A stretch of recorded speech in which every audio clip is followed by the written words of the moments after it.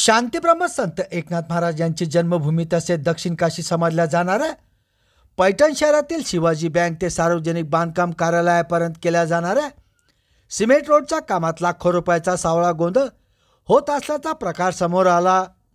याबाबत संबंधित पैठण सार्वजनिक बांधकाम विभागाचे संबंधित अधिकारी अर्थपूर्ण संबंधात दुर्लक्ष करत असल्याची चर्चा परिसरातील नागरिकांमध्ये सुरू आहे।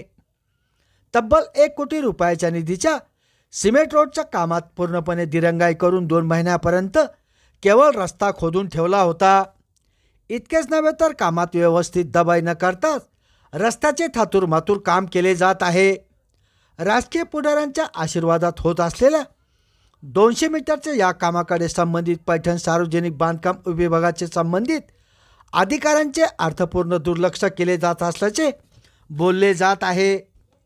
पैठण शहरात सध्या कोट्यवधी रुपयांची सिमेंट रस्त्यांची कामे होत असून ही सर्व कामे निकृष्ट होत असल्यामुळे लवकरच रस्त्यांची पूर्णपणे वाट लागणार आहे। पैठण शहरातील शिवाजी बँक ते पैठण सार्वजनिक बांधकाम उपविभाग कार्यालयापर्यंत होत असलेला 1 कोटीच्या सिमेंट रोडच्या कामात अंदाजपत्रकानुसार खोदकाम न करताच तसेच माती मिश्रित खडी टाकून व्यवस्थित दबाई न करता सिमेंट रस्त्याचे काम सुरू करण्यात आले। याबाबत नागरिकांमध्ये उलटसुलट चर्चेला उधाण आले असून नाराजी व्यक्त केली जात आहे। याबाबत संबंधित कनिष्ठ अभियंत्यांशी संबंधित प्रतिनिधीने चौकशी करण्यासाठी मोबाईलवर संपर्क केला असता त्यांनी मोबाईल स्वीकारला नाही।